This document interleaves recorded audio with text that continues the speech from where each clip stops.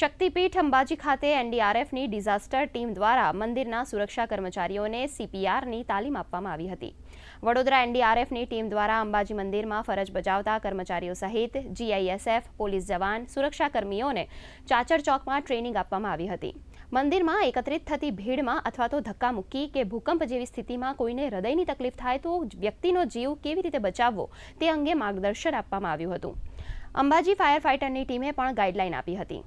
હાલના તબક્કે એનડીઆરએફની આ ટીમ દ્વારા બનાસકાંઠા જિલ્લાના 10 સ્થળોએ આ પ્રકારની ડિઝાસ્ટર અંગેની તાલીમ આપવામાં આવી રહી છે।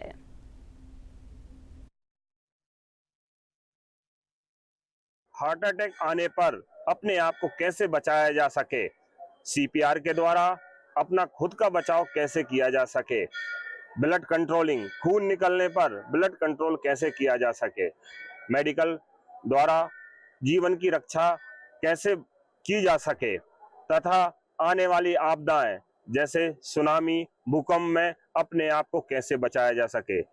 10 दिन का यह बनासकांठा जिले में कार्यक्रम आयोजित किया गया है टीम द्वारा।